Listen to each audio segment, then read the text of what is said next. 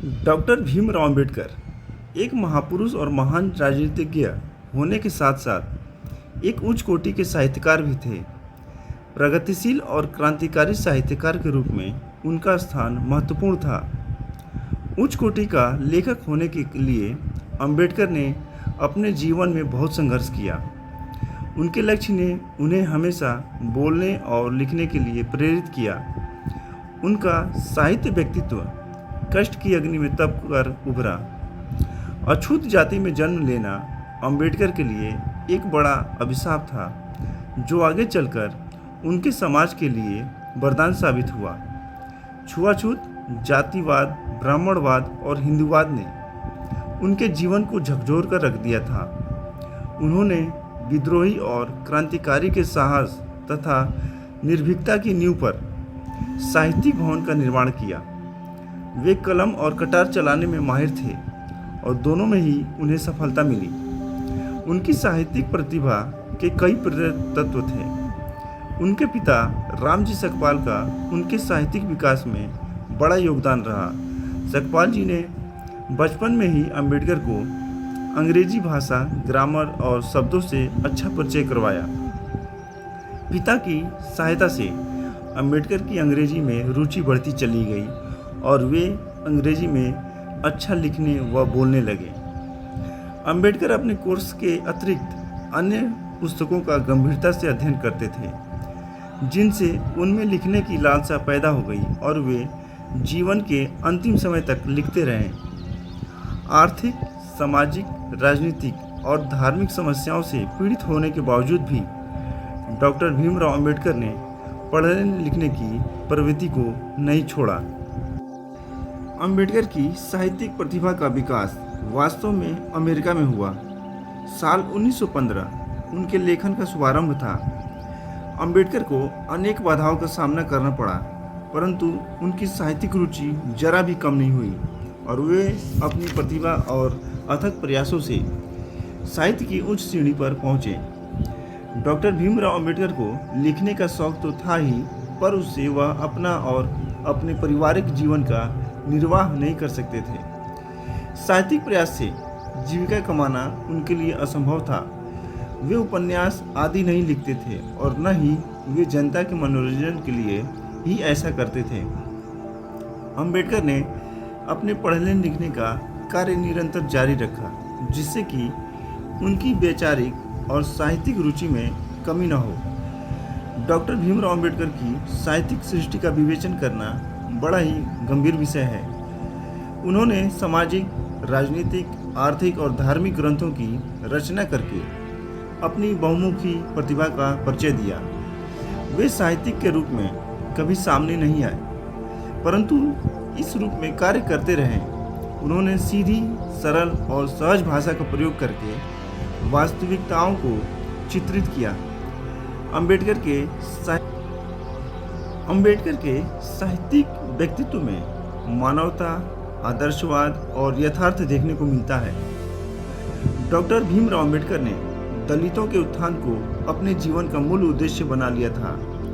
इसी उद्देश्य को पूरा करने के लिए उन्होंने पत्रिकाओं में अभिरुचि पैदा की और अपने साधनों के अनुसार 3 पत्रिकाओं का समयानुसार काम प्रारंभ किया। यहाँ तक कि महाराजा कोल्हापुर से कुछ आर्थिक सहायता प्राप्त करने के बाद अंबेडकर ने सबसे पहले जनवरी 1920 में मूक नायक साप्ताहिक पत्रिका का प्रारंभ किया। उस पत्रिका के अंबेडकर अधिकृत संपादक नहीं थे, पर वे ही पत्रिका का संचालन कर रहे थे। पत्रिका उन्हीं की आवाज़ का दूसरा लिखित रूप थी। आर्थिक अभाव के कारण पत्रिका का प्रकाशन कार्य कठिन था, परंतु बाबा साहब ने इसे आगे बढ़ाने में भारी योगदान दिया। मूक नायक के प्रथम अंक में अंबेडकर ने पत्रिका के उद्देश्य को ही बड़ी ही सरल, स्पष्ट और प्रभावशाली भाषा में बताया था। उन्होंने बताया कि भारत असमानता का घर है, जहां हिंदू समाज के ऐसी बहुमंजिली इमारत है जिसमें कोई प्रवेश द्वार नहीं है और न ही एक मंजिल से दूसरी मंजिल तक जाने के लिए कोई सीढ़ी है। कोई व्यक्ति जिस मंजिल में पैदा हुआ उसे उसी मंजिल में मरना है। मूक नायक सभी प्रकार के मूक दलितों की आवाज बनकर निकला था। मूक नायक के एक लेख में अंबेडकर ने यह प्रतिपादित किया कि भारत को मात्र एक स्वतंत्र देश ही नहीं बल्कि एक अच्छा राज्य भी होना चाहिए, ताकि यहाँ के सभी नागरिकों को धार्मिक, सामाजिक और राजनीतिक मामलों में समान अधिकार प्राप्त हो और सभी स्त्री पुरुष को प्रगति के समान अवसर मिले। अंबेडकर ने पत्रिका के माध्यम से लोगों को ध्यान आकर्षित किया। डॉक्टर भीमराव अंबेडकर अगर अपनी ओर से मूक नायक के लिए सामग्री नहीं जुटाते तो वह चल नहीं पाती। वह पत्रिका उनकी जीविका का साधन तो नहीं थी, पर अंबेडकर ने उसके माध्यम से अपने जीवन की विचारधारा को स्पष्ट किया। उनकी इस विचारधारा से दलितों में जागृति और विरोध की लहर दौड़ पड़ी। अंबेडकर के प्रयत्नों से पत्रिका बहुत दिनों तक चली, परंतु भारी धन अभाव के कारण वो अंत में बंद हो गई। डॉक्टर भीमराव अंबेडकर जैसे नेता के लिए तो पत्रिका और भी अनिवार्य थी, क्योंकि वह विद्रोही और क्रांतिकारी थे। अतः उन्होंने अपनी दूसरी पत्रिका बहिष्कृत भारत में मराठी में 3 अप्रैल 1927 को मुंबई में स्टार्ट की। पत्रिका के उद्देश्य को बताते हुए उन्होंने कहा कि वह वकालत के पेशे को अच्छा समझते हैं, क्योंकि दलितों के कल्याण के लिए पत्र पत्रिका चलाना किसी आज़ादी जीविकापोर्जन के पेशे से साथ संभव हो सकता है। उन दिनों भारत में अच्छी आर्थिक स्थिति के बिना पत्र पत्रिका चलाना बहुत मुश्किल था। उन्होंने अपनी नई पत्रिका के माध्यम से अपने आंदोलन के आलोचकों को उत्तर देना प्रारंभ किया। एक संपादकीय में बाद दूसरे संपादकीय में डॉक्टर भीमराव अंबेडकर ने वकालत की। सभी मंदिर और तालाब अछूतों के लिए खुले होने चाहिए, क्योंकि वे भी हिंदू हैं। अंबेडकर ने अपनी पत्रिका के माध्यम से सरकार से यह भी आग्रह किया कि उस प्रभाव का विरोध करने वालों को दंडित किया जाए। जब डॉक्टर भीमराव अंबेडकर ने बहिष्कृत भारत के माध्यम से अपने विचारों को स्पष्ट किया तो हिंदू पत्र पत्रिकाएं उनकी आलोचना में जुट गए।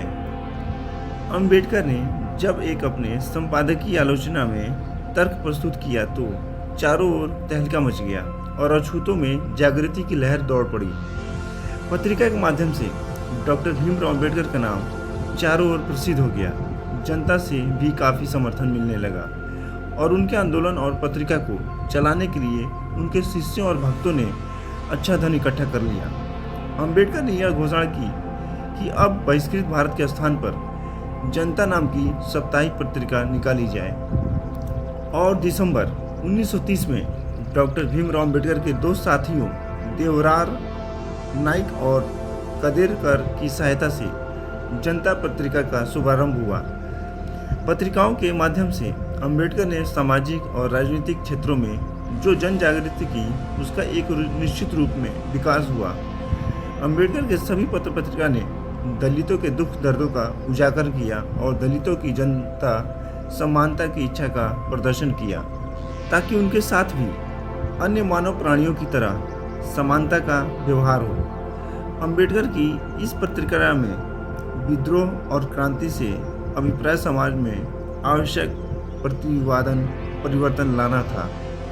डॉक्टर भीमराव अंबेडकर ने यह स्वीकार किया कि लेखक जीविकापार्जन के लिए लिखता है। यदि किसी लेखक के पास और कोई योग्यता या पेशा न हो तो वह लेखन करके अपनी जीविका चला सकता है। इसमें कोई बुराई नहीं है कि व्यक्ति जीने के लिए लिखता है, वह चाहे जो ऐसी स्थिति में साहित्य द्वारा समाज का पथ प्रदर्शन कर सकता है। यह उसकी व्यक्तित्व क्षमता पर निर्भर करता है। अंबेडकर ने जीविकोपार्जन के लिए नहीं लिखा, क्योंकि वह बैरिस्टर भी थे और कुछ ही दिनों में उनकी वकालत अच्छी चल पड़ी थी। यदि वे जीविका निर्वाह करने के लिए लिखते तो भी वह सफल नहीं हो पाते, क्योंकि वह एक अछूत परिवार में जन्मे थे। उनका साहित्यिक बाजार में कैसे बिकता, परंतु वह तो अपने आत्मविश्वास के साथ निरंतर लड़ते रहे और अपने जीवन काल में उन्होंने लगभग 2 दर्जन महत्वपूर्ण ग्रंथों की रचना की, जो प्रत्येक दृष्टि से आज उतने ही सजीव और सशक्त हैं जितने कि वे उनके समय में थे। अंबेडकर की रचनाओं में विषय का व्यापक गंभीरता और रोचकता समाहित है। इन ग्रंथों के अलावा उनके बहुत से लेख हैं जो विभिन्न पत्रिकाओं में प्रकाशित हुए। मराठी भाषा में तो उनके मौलिक विचार पहले भी प्रतिकारित करते थे और प्रकाशित होते थे। डॉक्टर भीमराव अम्बेडकर ने धन कमाने की वजह से अपनी रचनाएं नहीं लिखी।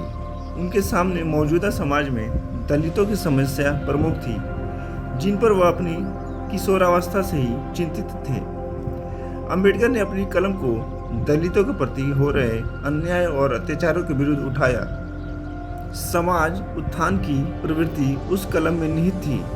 उन्होंने जो भी साहित्यिक सृजन किया उसमें दलित, दीनहीन, स्त्री पुरुषों की दर्दनाक घटनाएं भी थी। उन्होंने हितों की रक्षा के लिए प्रभावशाली वकालत की। उनका साहित्यिक आमोद प्रमोद का साधन नहीं है, बल्कि उसमें गहन विचार है जिन्हें पढ़कर कोई भी व्यक्ति आंदोलन हो जाए। उनके पक्ष में या उनके विरोध में अम्बेडकर की रचनाओं की लक्ष्य न केवल सामाजिक तथा राजनीतिक था, बल्कि नैतिक, धार्मिक और आध्यात्मिक भी था। वह बड़ी निर्भीकता से आगे बढ़ते रहे। अपनी साहित्यिक सृजन में उनका अपना कोई निजी स्वार्थ नहीं था। अनेक प्रकार की कठिनाइयों का सामना करने के बाद भी उनकी साहित्यिक साधना अनवरत चलती रही, जिसके फलस्वरूप उन्हें अपने लक्ष्य की प्राप्ति में सफलता मिली।